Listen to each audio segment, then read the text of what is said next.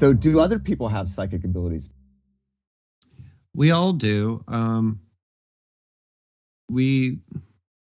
Children have psychic abilities very strongly up until about 6 or 7 years old, I find. That's just from personal experience. I don't have a scientific gauge that says, well, I'm sorry, your psychic abilities have expired, and you don't have them anymore. But we all have those abilities when we're younger, because we're more open, we are less conditioned by the world. And sometimes those can remain with us if we have certain events in our lives that bring us back into those psychic abilities. Let's say maybe, a pet that you were very close to dies, or perhaps a parent or somebody, passes away. Or it can be a physical experience of you're very sick and you're near death. And, I've heard this happen with teenagers, kids in their teens, nearly drowned or got sick and nearly died. And they tend to retain those psychic abilities as they get older.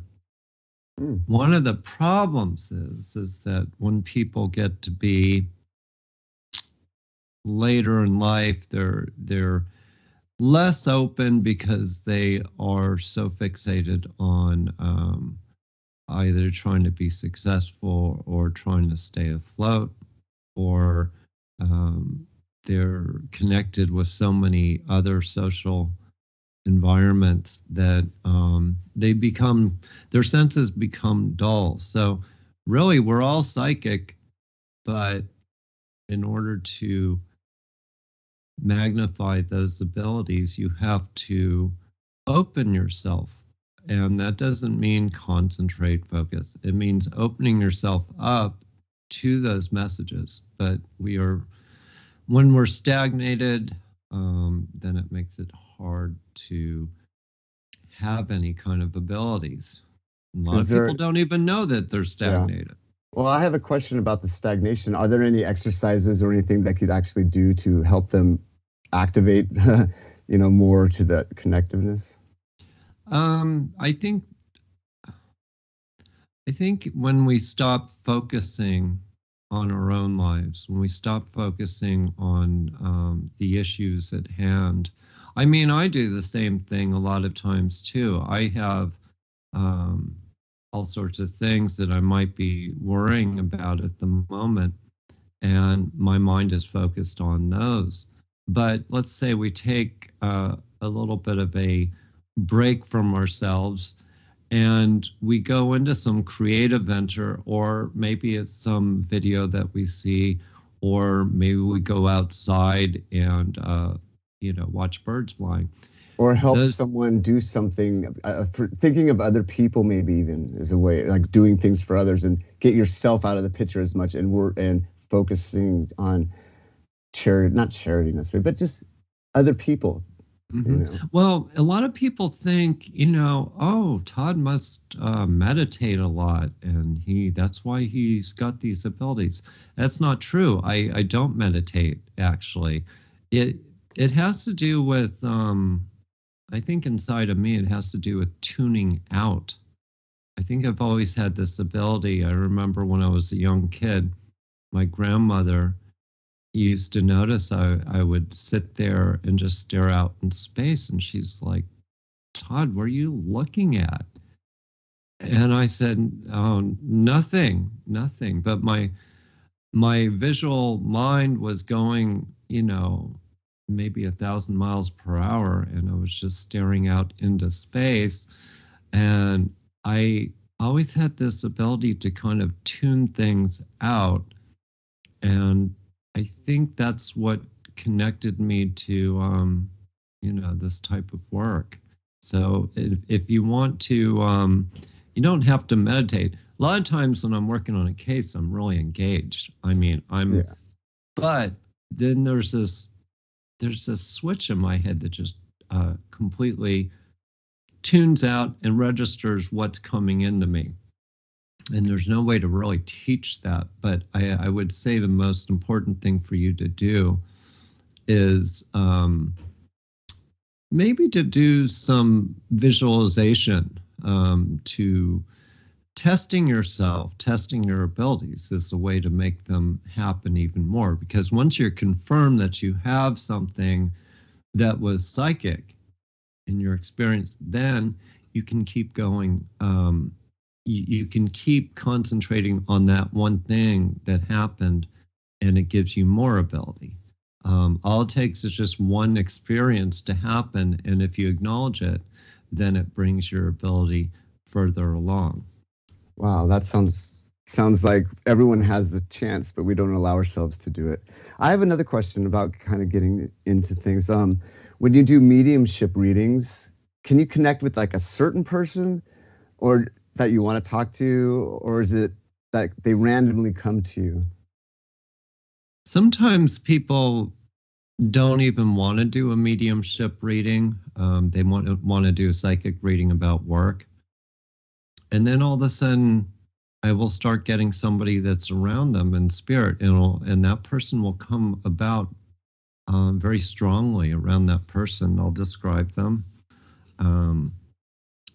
There might even be an exchange of words because I'm more connecting with who they were in life.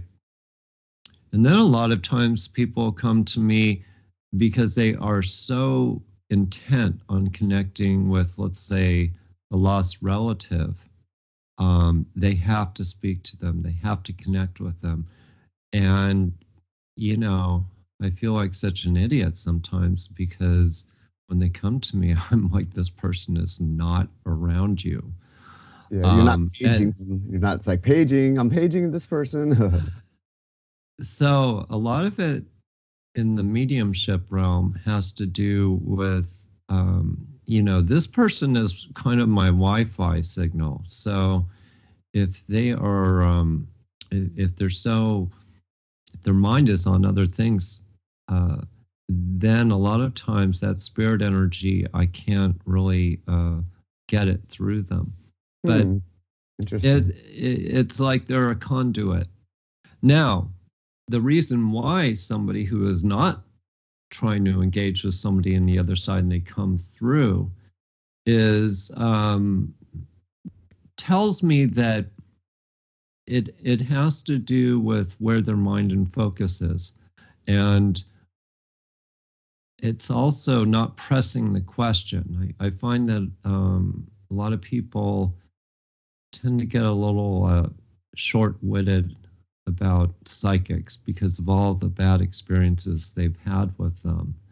And there's also a lot of deceivers out there who you'll pay a lot of money to, and they'll tell you anything you want. And I'm not like that. I usually either say what's coming through or not. I'll just say it's not. Yeah, you seem to be very honest and upfront. It's not like I'm trying to hide. You're not trying to hide anything. I mean, you're just a person like us, right? You're not some superhuman. And you're saying goes back to the other question about the psychic abilities. It's I have strange bathroom habits, but we won't get into. Yeah, and I have hair growing out of weird parts of my head. Okay, you know that. Yeah. Yes, and my mind. I think I have hair on my mind. But interesting. Can you explain something about mediumship? I think I'm even confused on what it is.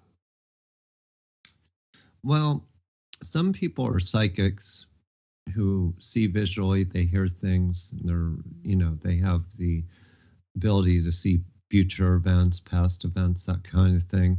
And then some are mediums who connect with the dead. So a medium is basically somebody who just connects with somebody on the other side. Some are psychics with mediumship abilities as well. And I found that I had those, I think it was the first case I ever worked on. And we were trying to find a missing young man in Massachusetts, where I was from.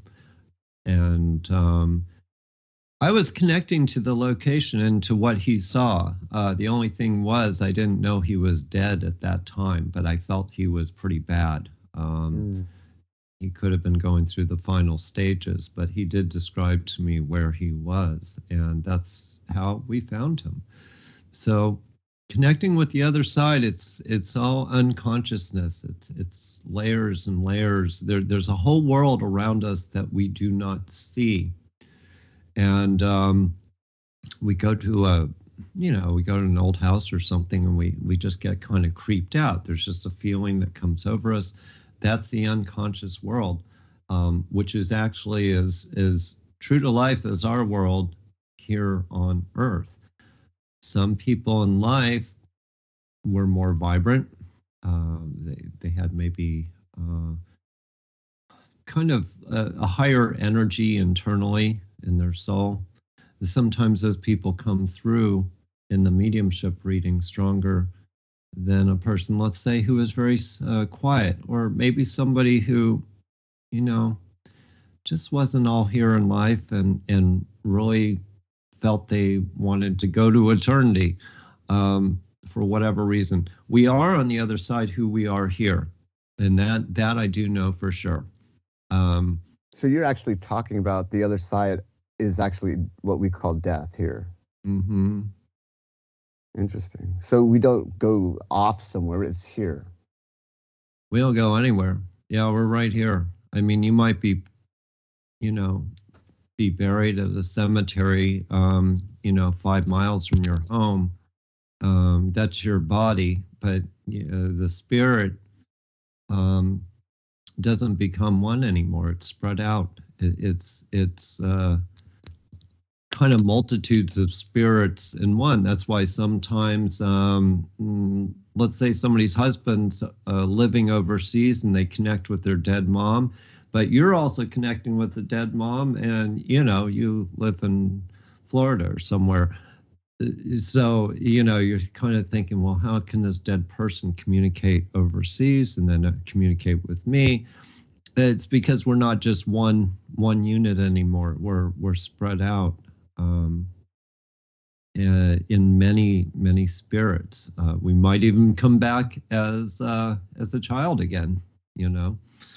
I've heard this thing, and I don't know how true it is, because it could be conspiracy theory of the psychic world, but that we choose where we're going to be, our parents, and that. I'm not too sure if you have information about that. I've never I suppose I've thought about that. I shouldn't say I haven't thought about that. And I've been asked that question too. I think the unconscious mind on the other side isn't of the opinion that, oh, these people should be my parents, Mm-hmm. I'm actually a little bit more to the side of random selection, but it is interesting how most families aren't perfect families. There's almost like lessons to be learned by the family that you come into. Yes, you might love your mom, you might love your father, but boy, you've had to deal with a lot of stuff in your life. And why does this always happen? I think that I think there is something spiritual about it, but I'm not sure if it's like this is what's meant to be, or this is what I need to learn. So I think it's about what we need to learn while we're here. That's a whole topic unto itself. Like, is it the soul that chooses, and then our personality takes over? And is it our personality that's going to develop, or the soul that's going to develop? And then maybe the personality, it doesn't need to develop anymore because it's already there. So the soul needs to develop. So it gets himself into a broken family, or a broken where he knows he has to get outside of clinging to things and setting up the lessons for his soul to progress. Because it seems like times could put you down or put you up depending on how you see the situation, and maybe the soul knows where it needs to be. I don't know. I mean, it's just yeah, exactly. I mean, I kind of think about my own family. I think about I care about my father a lot, but we've just never had much of a relationship, um, for whatever reason. We just can't connect. Is there a purpose in that? And I've often thought about that myself, but being a psychic for myself does not work. It's like being a Really? psychotherapist for yourself. It doesn't work. Yeah. Yeah. Yeah, because you could use your imagination and fix it and say what you want to say or deceive yourself. Or actually, that's what I find myself doing. Like, you could actually create the change of your thought patterns just by thinking differently about things. So maybe as a psychic, you could think about something differently, and then that's what it is. So I could see how that you can't let it in, because you can tell yourself what you want to act like. I could be upset, or I could be passive, or I could be active. Now, It's there is something that happens, though, when talking about self help for myself. Mediumship does help me in those instances. I often connect with my grandmother. I've often connected with people that were really important to me that died, and I've asked them questions about mm, things. Should I go on this business trip next month? And I might get 100 different answers from my friends. So sometimes I will connect with somebody on the other side, and I'll usually get an answer. And I know that it sounds kind of silly, but that does help me in many situations where I can't read myself, but I'm asking spirit to help me through to read it for me. wow. What makes your technique like more effective when you get called by to find things like missing pets, missing Yeah. people? What makes your technique effective? Um, the other people in Well, your field than other people in your field.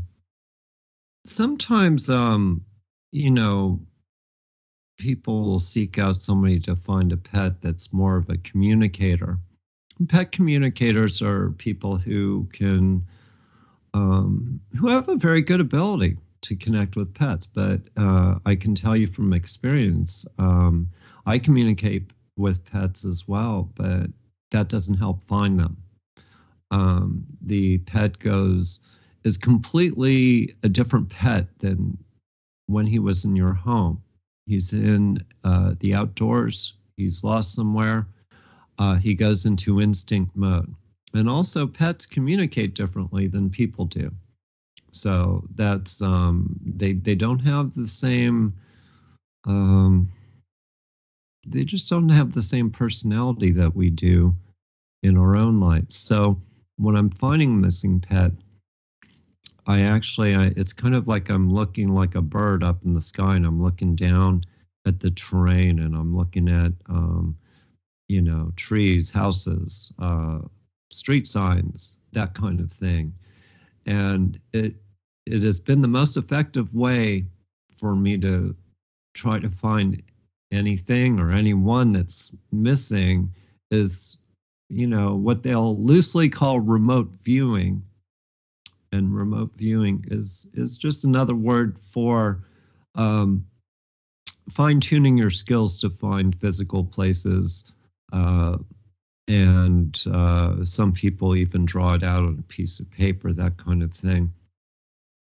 But I've always had this thing where I'll get into the psychic realm of looking for somebody, and then I just sit there kind of like in a holdout mode and wait till something more detailed comes to me, because working for the police and stuff like that, um, they don't want you to tell them, oh, he's over by the oak tree, um, and you've got you know 5,000 miles of Mm.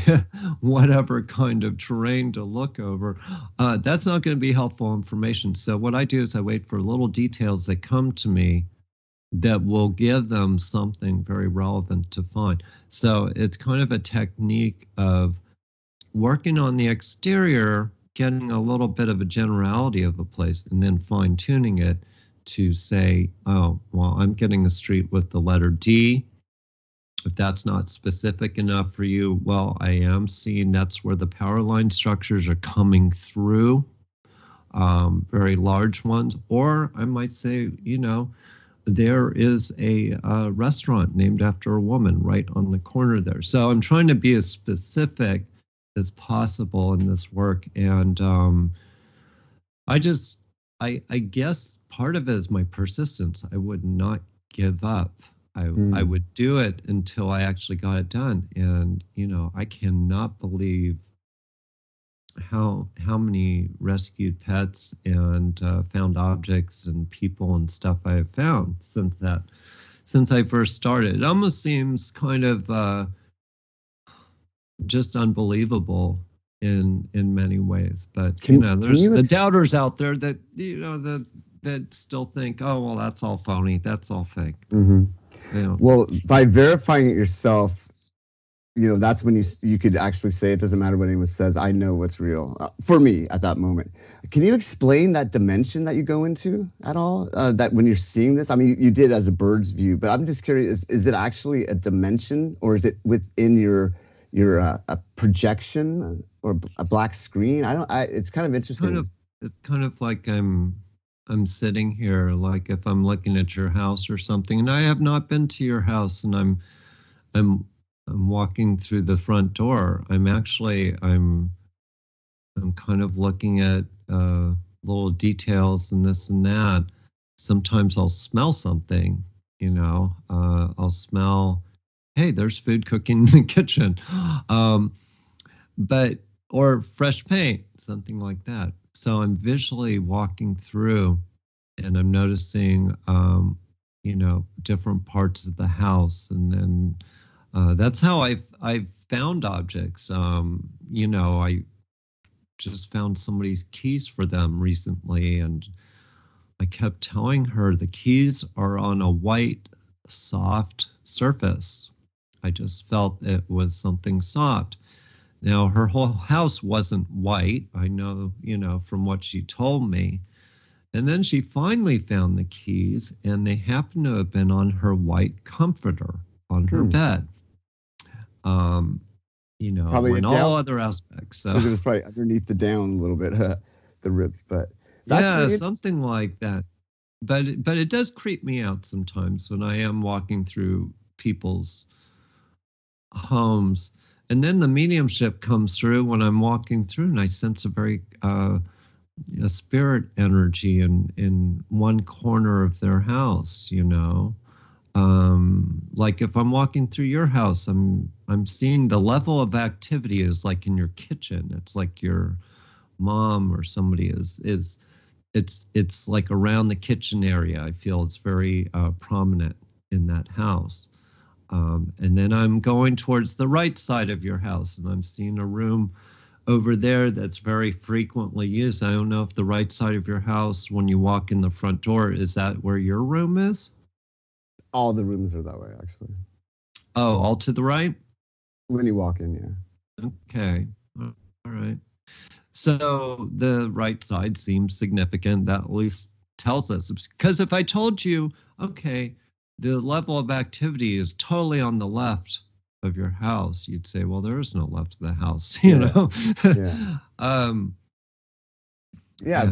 So you get like a feel of the moment. So it's actually, it comes to you through just a visual, or is it both the words and the...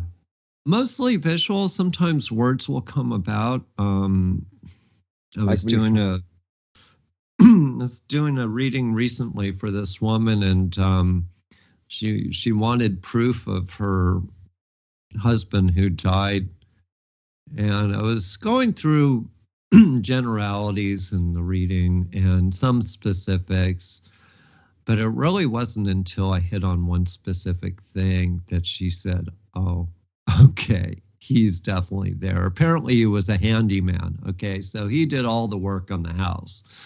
And, so as I went through the reading for a while there, and I finally came to something specific, and I said, by the way, your husband was noticing your new dryer or something in your house. And she said, that's really weird. She said, I just installed a new dryer, in the laundry room. And that would be something that he would take the initiative if he was still alive, was, to have the appliances changed. So that kind of thing gets yeah, creepy. That's interesting. I have a question. This is very, it just hit me.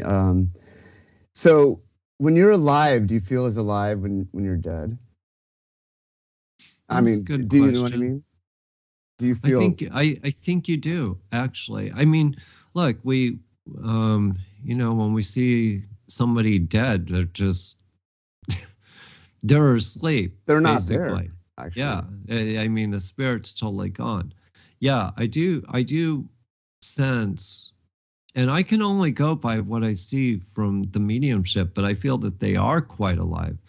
I don't see them up there necessarily having a party. I don't, think they're eating all the bad food that they ever wanted to up there. 16 virgins. Yeah, I do think they are very alive, and not, let's face it, our bodies are pain.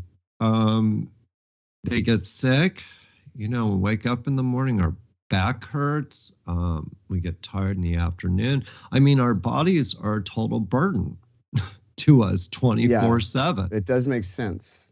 It's like, that's why I feel in the dream, when you, like, most perceptive I feel is when I'm sleeping in a dream world where I could actually explore things. And I'm not too sure what that has anything to do with, our unconscious mind. Yeah. And it's all connected. And dreams are very connected to psychic abilities in many ways. Not, let's say, like a fear dream where you're very fearful of something and you're getting attacked by alligators in your sleep or something. But more of the positive dreams, I would say, about your feelings and who you are. But maybe even connections where you feel like you're connected with people that you don't even know, but you know them and feel in your heart, or when you're in the dream, you're connected with these people. You don't know why. You can have past life dreams. You can have dreams about your past life and who you might have been. Now, keep in mind that if you have these dreams about past lives, you might also be having a dream of somebody who lived a long time ago. So it might not have been your past life, but it could have been the life of somebody else from those days or from that time. Sometimes you have to work on that to kind of figure out if this person was me or whether this was just a person that's coming to me in spirit. And that can take a little figuring out to do. For sure. Well, you work with clients practically every day, and probably more than one a day. It must be tough. Does it ever wear you out, or wear on your body, your mind, or your soul? When I have a good day and I'm doing, let's say one reading after another, I'm doing 4 or 5 readings, I can actually feel totally energized afterwards. I can feel totally energized. All it takes is that one client who is very tough to read for. It could be their personality. It could be just the way that they are set up. But there's usually always one client who's much more work than the others, and that person can just exhaust you. But it's not the psychic work that's exhausting me. It's working with the client that's more exhausting. So, it's very rare, but occasionally I've had to stop a reading and just say, I can't read for you. Can you give an example of something? I had one person who I read for one time where everything out of her mouth was angry. I think the first thing that she said to me, she says, well, she says, you're not coming up with what my medium used to come up with. And she was really, really good. And she came up with a lot more than you. I think those were the first words out of her mouth. And, I was tough and I kept going through and, I would tell her things and then she would respond just extremely negative. I said, you know what? I can't read for you. And she could not understand why I said, I said, I think you need to think about yourself a little bit. She was just a very bitter person, and I cannot read for people who have that kind of bitterness. There are some people that you absolutely will get nothing from, and it may take a while to open them up a little bit, but usually we can kind of deal with that as we go along. But how would you open up a client? Is there I'm just saying, is there a certain way to open up a client, or is it about tapping into like release from what they're thinking so they're not blocking what's coming through them? Or I don't. Yeah. Actually, I had a client the other day. I was doing that with. This person seemed to be against me from the beginning. He had all notions about psychics, so he was trying to test me, or what we call testing me. So he wouldn't say anything, and he was just trying to make me figure out what the answers were, or a little mind reading, whatever, back and forth. And finally I said to him, I said, I said, think of me as your best friend, or as maybe a business colleague or something, and just talk openly, stop the barriers. And finally I got through to some important stuff. But once if I get people who are already set up in their minds that they need to repress information from me, what my mind actually does is it's kind of sitting there in eye rolling mode. Like I'm sitting there rolling my eyes. I'm like, why is this person doing it? It's not that I can't really read them. It's just that I know that they're playing games, and I can't proceed, and I'll just well, of course I won't say, cut out the bullshit, but I'll be in my own way. I'll say, you know what, you're really blocking it right now. I think that's why in investigations it goes a little bit easier. Believe it or not, it's almost easier to find I guess someone a dead body than dealing with the living, because they don't have those barriers already set up in the reading, because their first frame of mind is, oh, please help me, I am trying to find this person, so they don't have any kind of barriers in their mind of how I should test the psychic, and testing the psychic is just the worst thing you can possibly do. Yeah, you're actually cheating yourself. Not yourself, Todd, but the self of the person who's asking for a reading, because you're actually making it hard. You have to dig with a pick just to loosen them up, so to get something, and they're wasting tons of time to get the benefit of the moment. Yeah, and I don't even because I've done this so long, I don't doubt. I mean, of course, you can be wrong sometimes, but I don't usually doubt myself. I guess my first thought is, what's going on with this person, person I don't read anything from. I do worry about that person, actually. I do worry about that person. So I worry about them emotionally. Sometimes I'll worry about them physically. So it's usually kind of like trying to read behind a wall. Yeah. and you have to break down the wall just to even read that it says nothing. Yeah. um, I have a question about when you get worn down. Let's just say by this, does it affect you always, like emotionally, physically? Is it just like draining, like that just drains your energy, and it's hard to do to get out of it? You have to do a recuperation, or is it just like, you know what, I'm kind of done with this? It's Do you put yourself at a point where I can't get in, and I'm done? Yeah, I mean, I think this last week, because people are their minds are so intent on Christmas. Okay, people are going out of town.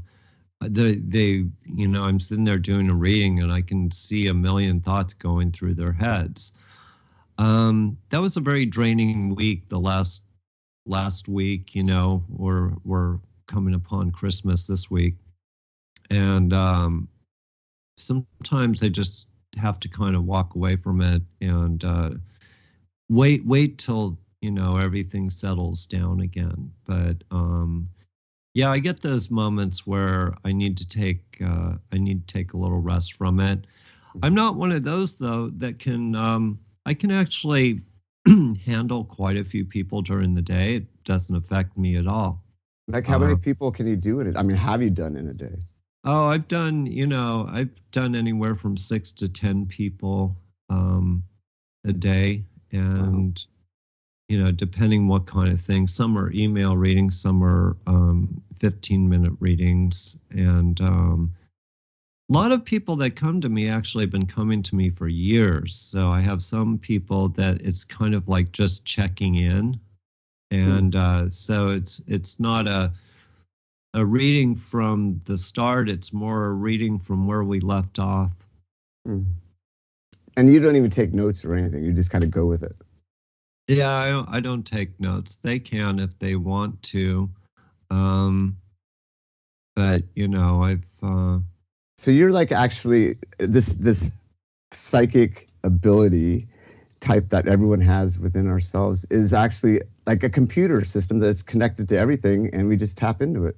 It's knowledge, it's wisdom, it's there for it all, but only a few are not so unattached to the world to tap into it. I think that if you find your bliss in life, if you find your bliss, and that is um, not a material thing, that is something that it's just like your mind's engaged and you're inspired.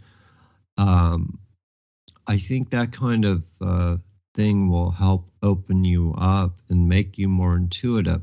Well, look at it another way too. Um, there are some people who are intuitive in their work every day. Um, Definitely in law enforcement, a police officer, and he could be a skeptic of this type of work if he wants to, but he knows that when he's out on his job and he's pulling a car over, that he might get a really, really bad feeling about that person and take some extra precautions before he goes to that car. It might not be anything about the car. It might just be just a normal sedan. There isn't like some offensive stickers on the back of it. He doesn't see a plume of smoke coming out of it. He just knows that there's something to be aware of. And oftentimes he might be right. Um, and so they use their intuition every single day in their line of work, and they are not aware of it. But if they took that intuition and they fine-tuned it, and they had somebody like me to kind of lead them into how to elaborate on it, it could actually help them in their line of work. But we get that in a lot of action-oriented careers. It could even be business too, people in big business. Yeah, that's interesting. So, what are some things that we could find on your website as we visit your website? Well, the website was laid out to be very easy for the person to follow. You can learn about what I do in my readings. It's very easy to make an appointment. Um, I have reviews on there, testimonials that are all factual. And, if anybody ever wants some kind of a reference to those, I can put them in touch with the person that I did the investigation for. I have some media on there as well. A lot of the media from some of the shows I did and interviews, and it keeps going. Is there links to like your Facebook and your YouTube? You can find a link to Facebook and a link to YouTube on there. I do have a Twitter account, but I don't use it very much. The Facebook page has grown so big now that that's kind of my main venue that I'm on a lot of times. What is the YouTube account? It is Todd Segal, Psychic Detective and Medium. Your website? It's toddsegalpsychic.com. And what is your Facebook? That is Todd Segal, Psychic Detective and Medium.